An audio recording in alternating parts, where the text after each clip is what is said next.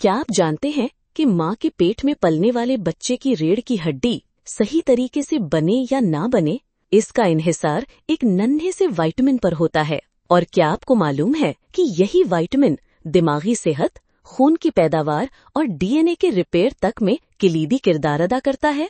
अगर नहीं तो आप अकेले नहीं। आज भी दुनिया भर में लाखों लोग फोलेट या विटामिन B9 की कमी का शिकार हैं और उन्हें इसका इल्म तक नहीं होता। इस कमी के असरात न सिर्फ माँ और बच्चे की सेहत पर पड़ सकते हैं, बल्कि दिल, दिमाग, खून और यहाँ तक के कैंसर के खतरे को भी बढ़ा सकते हैं। मेरा नाम डॉक्टर राय है। मैं अमेरिका में इंटरनल मेडिसिन की संध्याफ्ता डॉक्टर हूँ। गुज़श्ता कई बरसों से मैं मरीजों की बीमारियों पर तहकीक और इलाज कर रही हूँ और मेरा खास शौक एंडोक्रिनोलॉजी यानी हार्मोनी बीमारियों और ख़वातीन की सेहत से मुताल्लिक मसाइल में है। मेरा बुनियादी मकसद ये है कि मैं आप तक सच्चाई पर मबनी, सादा और आम फहम ज़बान में मुस्तनद तिब्बी मालूमात पहुँचाऊँ। मैं चाहती हूँ कि आप अपनी सेहत के बारे में बाखबर फैसले करने के काबिल हों और किसी भी गलत फहमी का शिकार न हों। फोलेट एक वाटर सॉल्युबल विटामिन है जो विटामिन B कॉम्प्लेक्स का हिस्सा है। जिस्म इसे खुद नहीं बना सकता,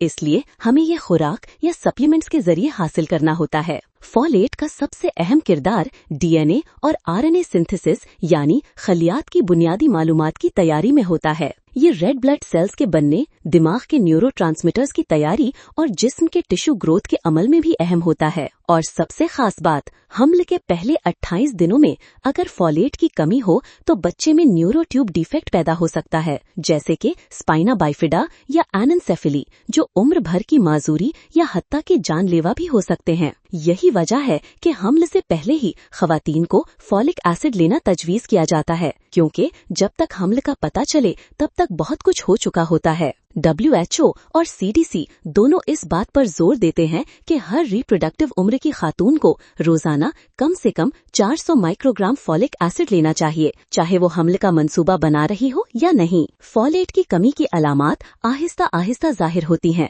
जैसे कि थकन, कमजोरी, सांस फूलना, जिल्द पर जर्दी, जबान पर जलन या स्मूथनेस और दिल की धड़कन का तेज हो जाना। चूंकि फोलेट खून के सुर्ख खलियात बनाने में शामिल होता है, इसलिए इसकी कमी से एक खास किस्म की अनीमिया यानी मेगलोब्लास्टिक अनीमिया हो जाती है, जिसमें खलिये बड़े, नापुख्ता और कमजोर होते हैं। दिमाग पर इसके असरात भी गहरे हो सकते हैं। कुछ अफराद में फोलेट की कमी से डिप्रेशन, चिड़चिड़ापन, याददाश्त की कमजोरी और यहाँ तक कि डिमेंशिया जैसे मसाइल पैदा हो सकते हैं, खास तौर पर बुजुर्ग अफराद में। फोलेट होमोसिस्टीन नामी एक अमाइनो एसिड को कम करने में भी मदद देता है, जो दिल की बीमारियों का खतरा बढ़ा सकता है। अगर फोलेट ना हो तो जिस्म में होमोसिस्टीन जमा होने लगता है, जिससे आर्टरी सख्त हो सकती हैं और दिल का दौरा या फालिज का खतरा बढ़ सकता है। अब सवाल है कि फोलेट कहाँ से हासिल किया जाए? कुदरती फोलेट सब्ज पत्तों वाली सब्जियों में वाफिर मिकदार में पाया जाता है, जैसे पालक, मेथी,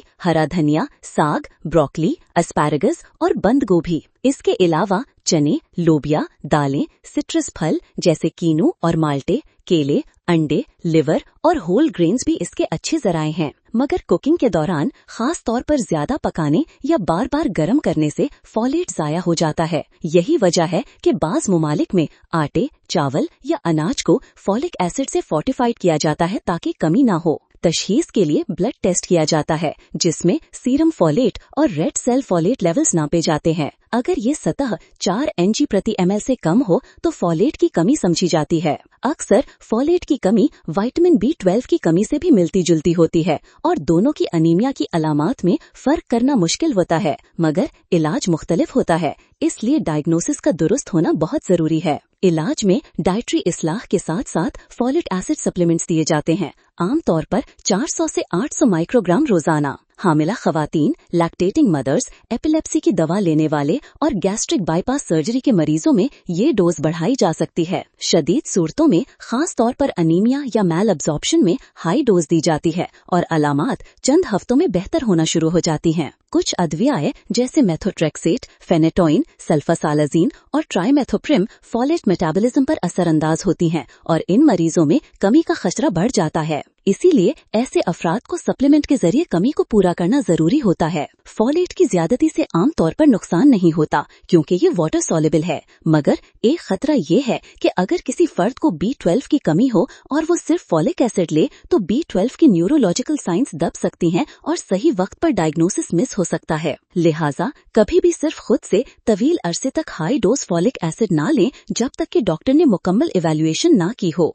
आप सवाल है, क्या आप अपनी खुराक में रोज सब्जियां, दालें, फल और होल ग्रेन्स शामिल करते हैं? क्या आप या आपकी फैमिली में कोई फर्द रिप्रोडक्टिव उम्र में है? क्या हमल से पहले या दौरान फॉलिक एसिड की अहमियत से आप वाकिफ हैं? अगर नहीं तो आज से ही इस जानिब कदम बढ़ाएं। याद रखें, फॉलेट सिर्फ एक विटामिन नहीं, ये जिंदगी के हर मरहले में, हर खलिये में और हर तब्दीली में शामिल है। ये DNA के तहफ़्फ़ुज़ से लेकर एक नए इंसानी जिस्म की तख्लीक तक एक खामोश मगर फैसला कुन ताकत है। अगर आपको ये वीडियो मालूमाती और मददगार लगी तो बराए करम हमारे चैनल द वेलनेस डॉक को सब्सक्राइब करें। हमारा मकसद मुस्तनद साइंटिफिक बुनियादों पर मबनी और माहिरीन के जरिए तैयार करदा मवाद आप तक पहुंचाना है ताकि ज्यादा से ज्यादा लोग अपनी सेहत के बारे में दुरुस्त फैसले कर सकें। लाइक करें, कमेंट करें और इस वीडियो को अपने दोस्तों और खानदान के साथ जरूर शेयर करें। बेल आइकन दबाना ना भूलें ताकि हमारी नई वीडियोस की इत्तला आपको फौरन मिल सके। हम पूरी मेहनत से आपके लिए काबिल दस्तावेज मालूमात ला रहे हैं,